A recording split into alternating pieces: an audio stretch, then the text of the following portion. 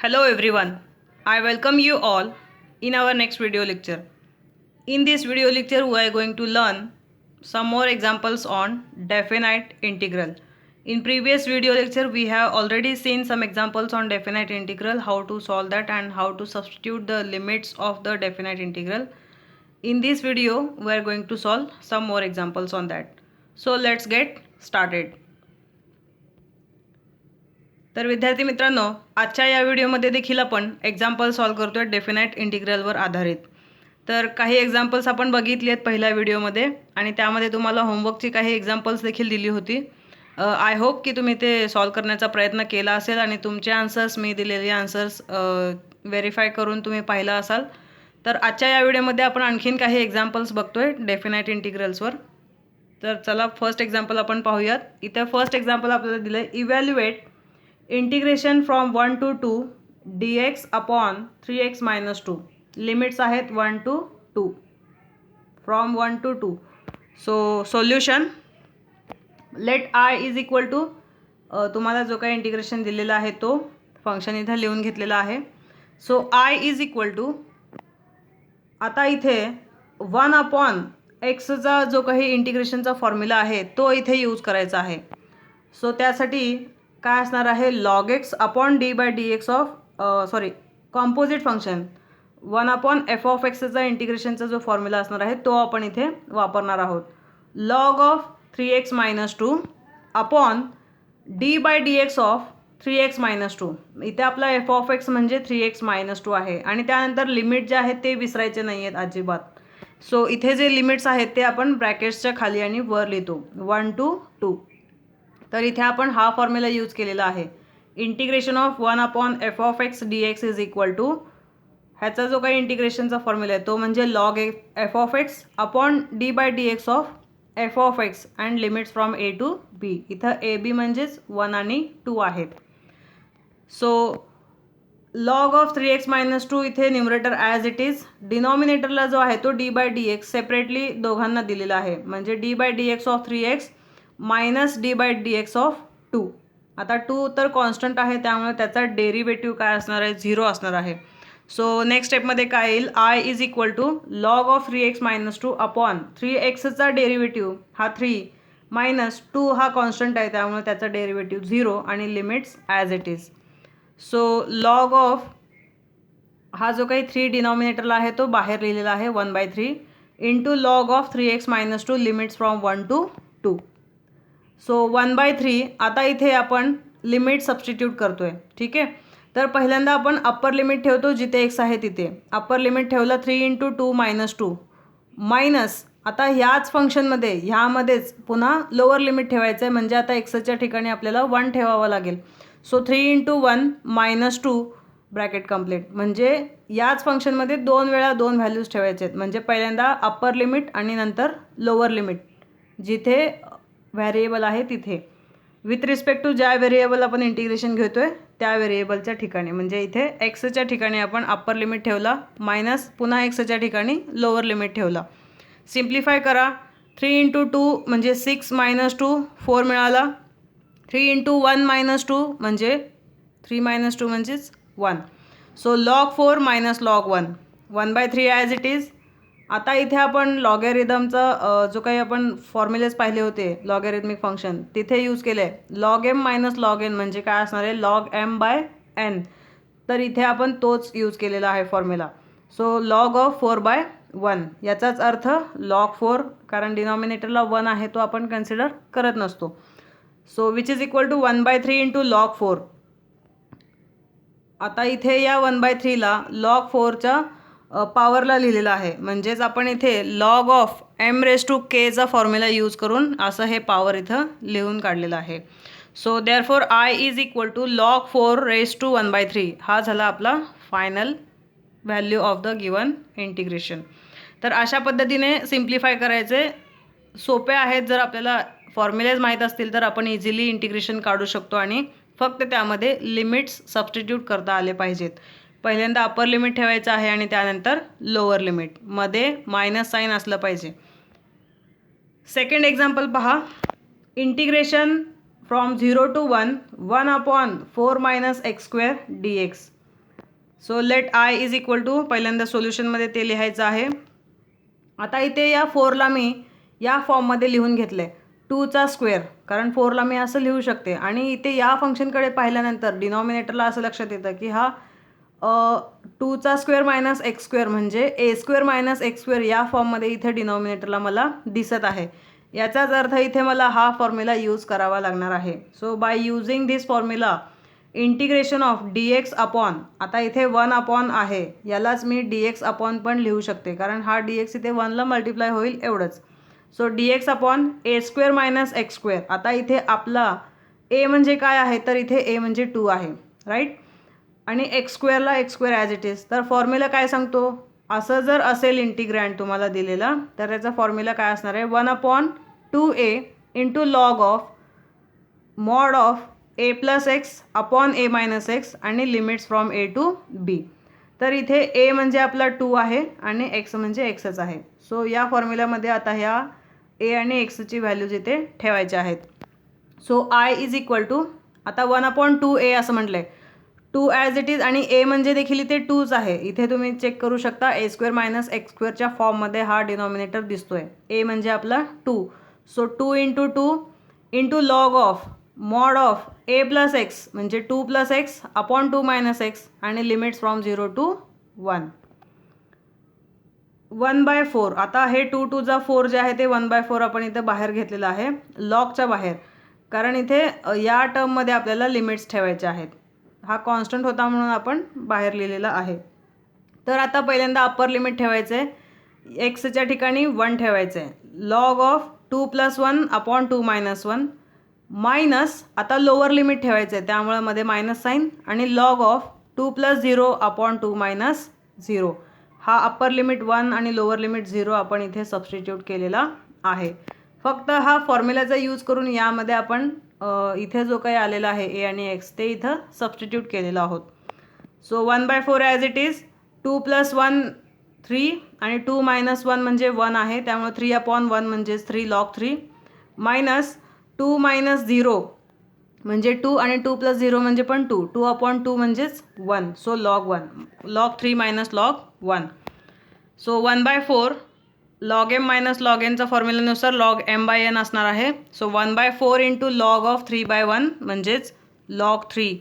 So this is our final answer. So I is equal to 1/4 into log 3. हे example सोपे आहेत, तुम्ही already solve केलेलीच आहेत. फक्त इथे लिमिट सबस्टिट्यूट करून आपण व्हॅल्यू आन्सर वेगळं काढतोय. तर हे एक्झाम्पल्स तुम्ही भरपूर प्रॅक्टिस करायचे आहेत. सिम्पल एक्झाम्पल्स आहेत. आणखीन एक एक्झाम्पल आपण बघूया. Integration from 0 to π/2 e⁻sin x into cos x dx. आता इथे e⁻sin x आहे इंटू cos x आहे. तुम्हाला इथे बघितल्यानंतर लक्षात येईल की sin xचा जो काही डेरिव्हेटिव्ह आहे तो cos x आहे. डेरिव्हेटिव्ह म्हणते मी, नॉट इंटिग्रेशन. तर बघा सोल्युशनमध्ये पहिल्यांदा आपण आय इज इक्वल टू हा दिलेला फंक्शन लिहून घेतला. हां, मला हेच सांगायचं होतं की इथे तुम्ही जर पाहिलात तर साइन एक्सचा डेरिव्हेटिव्ह हा कॉस एक्स आहे. त्यामुळे आपल्याकडे फंक्शन आहे की e⁻f(x) इंटू या f(x)चा डेरिव्हेटिव्ह जर इथे मल्टिप्लिकेशनला असेल f'(x), तर त्या फंक्शनचा जो काही इंटिग्रेशन असणार आहे तो काय असणार आहे, e⁻f(x). म्हणजेच ईचा जो पॉवर जो काही फंक्शन आहे साइन एक्स त्याचा डेरिव्हेटिव्ह इथे जर मल्टिप्लिकेशनला असेल तर त्याची व्हॅल्यू e⁻f(x) एवढंच असणार आहे. So integration of e⁻f(x) into f'(x) dx is equal to e⁻f(x). या फॉर्म्युल्यानुसार इथं आन्सर काय येईल मग, e⁻sin x. कारण इथे f म्हणजे साइन एक्स आहे आणि f' म्हणजे साइनचा डेरिव्हेटिव्ह काय आहे, कॉस एक्स आहे. डेरिव्हेटिव्ह f' काय डिनोट करतो, fचा derivative. So I is equal to e⁻sin x. e⁻f(x) म्हणजेच e⁻sin x, कारण आपला f(x) म्हणजे साइन एक्स आहे आणि limits as it is 0 to π/2. आता इंटिग्रेशन काढून झालेलं आहे आणि आता काय करायचं आहे, लिमिट सबस्टिट्यूट करायचे आहेत. पहिल्यांदा upper limit minus lower limit. So upper limit substitute करायचं कुठे, एक्सच्या ठिकाणी sin π/2 e⁻sin π/2 minus lower limit e⁻sin of 0. sin π/2 म्हणजे साईन 90 डिग्री किती असणार आहे 1 minus e raise to sine 0. Sine 0 किती असतो 0च असतो. So e raise to 0.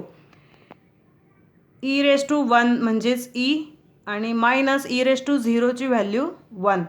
So I is equal to काय मिळालं आपल्याला ई मायनस 1. अगदी सिम्पल एक्झाम्पल आहे हा.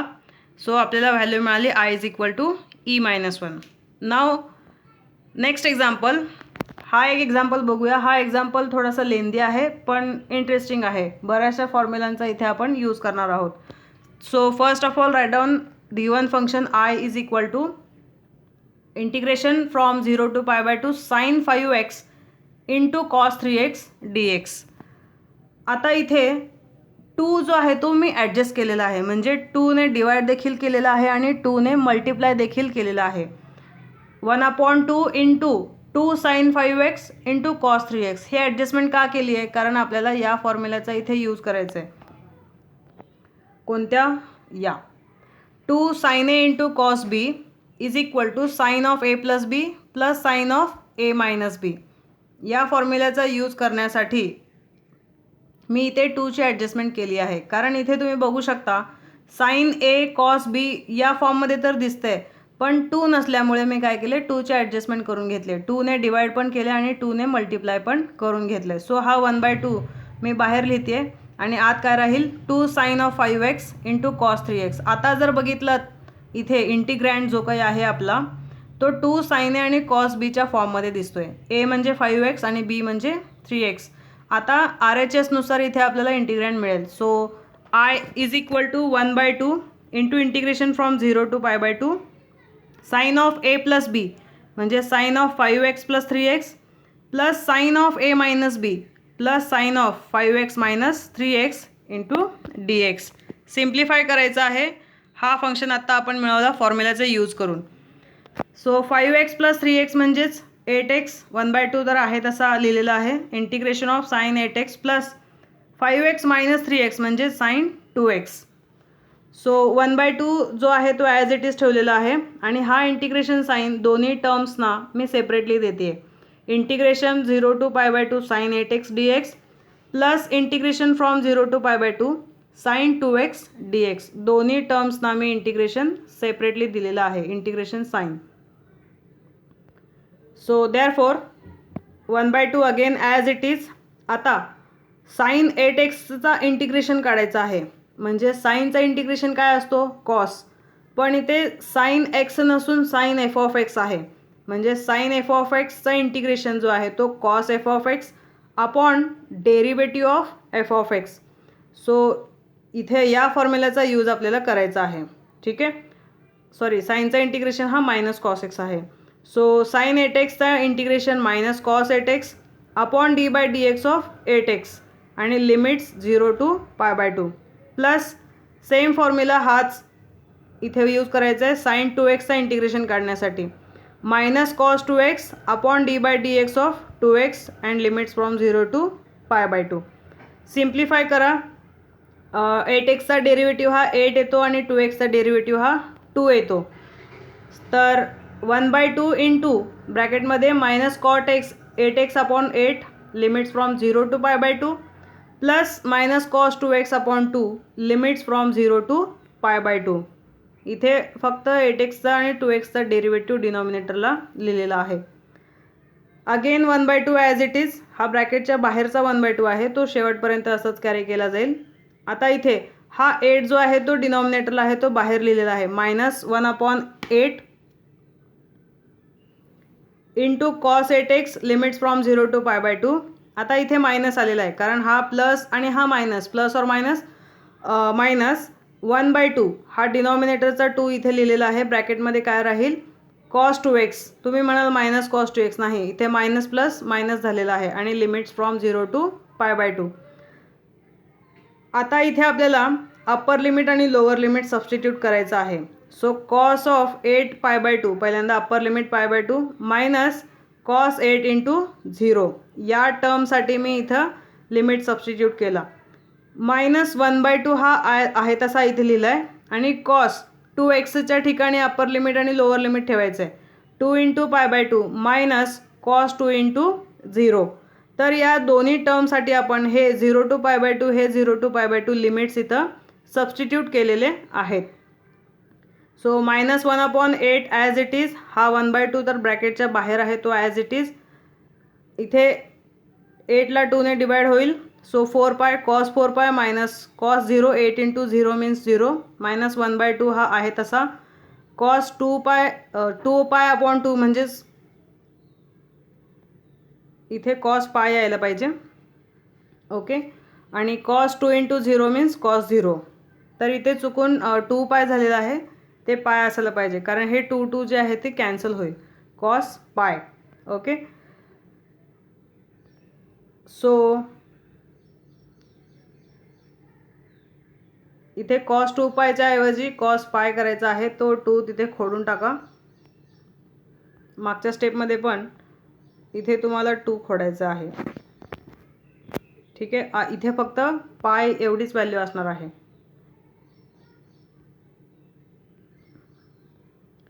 सो 1/2 ही स्टेप आत्ता आपण फाइंड आउट केली आहे. आता 1/2 ॲज इट इज -1/8 cos 4π. आपल्याला फॉर्म्युला माहिती आहे cos nπ. n जर इवन असेल तर त्याची व्हॅल्यू 1 असते आणि nπ मध्ये n जर ऑड असेल तर त्याची व्हॅल्यू -1 असते. cos 4π मध्ये 4 हा इवन आहे त्यामुळे इथे 1 मायनस cos 0 ची value 1 minus as it is. Again -1/2 as it is cos π. आता 1π आहे आणि 1 हा ऑड नंबर आहे त्यामुळे cos π ची value -1 minus as it is आणि cos 0 ची व्हॅल्यू 1. सो सिम्प्लिफाय केल्यानंतर आपल्याला इथे काय मिळेल, हा फॉर्म्युला इथे मी यूज केलेला आहे. आत्ता मी सांगितलं आहे nπ ऑड असेल तर -1, इवन असेल तर 1. सो -1/8, 1 - 1 म्हणजेच 0, -1/2 ॲज इट इज, -1 - 1 म्हणजे -2. सो 1/2 ॲज इट इज, 0 × 1/8 म्हणजे इथे -1/8 झिरोच होईल आणि हा मायनस मायनस प्लस 2 कॅन्सल होईल, +1 शिल्लक राहील. सो 1/2 × 1 म्हणजेच I इज इक्वल टू काय मिळालं आपल्याला 1/2. सो अशा प्रकारे या व्हिडिओमध्ये आपण 4 एक्झाम्पल सॉल्व केली आहेत. शेवटचा एक्झाम्पल हा पुन्हा एकदा सॉल्व करत असताना व्यवस्थित थोडंसं लक्ष देऊन पहा. तो देखील इझी आहे. आपण इथे देखील 2-4 फॉर्म्युलेज वापरलेत, जास्त नाही वापरलेत. तर अशा पद्धतीने डेफिनाइट इंटिग्रेशन सॉल्व करत असताना सेम इनडेफिनाइट इंटिग्रल आपण ज्या टाईपमध्ये सॉल्व केलेत तसं सॉल्व करायचं आहे. एक स्टेप एक्स्ट्रा आहे ती म्हणजे लिमिट सबस्टिट्यूट करणे. तर इथे होमवर्कसाठी मी तुम्हाला 4 एक्झाम्पल्स देते आहे. आता मी ज्या टाईपचे एक्झाम्पल सॉल्व केले सेम त्याच फॉर्मॅटमध्ये हे एक्झाम्पल्स आहेत. त्याचबरोबर आन्सर्स देखील देते आहे. हे आन्सर्स आणि तुमचे आन्सर्स तुम्ही फाइंड आउट केलेले सेम येत आहेत का ते व्हेरीफाय करा आणि एक्झाम्पल सॉल्व करून मला तुम्ही सेंड करायचे आहेत. सो नेक्स्ट व्हिडिओमध्ये आपण आणखीन वेगळ्या टाईपचे एक्झाम्पल्स पाहणार आहोत. थँक्यू.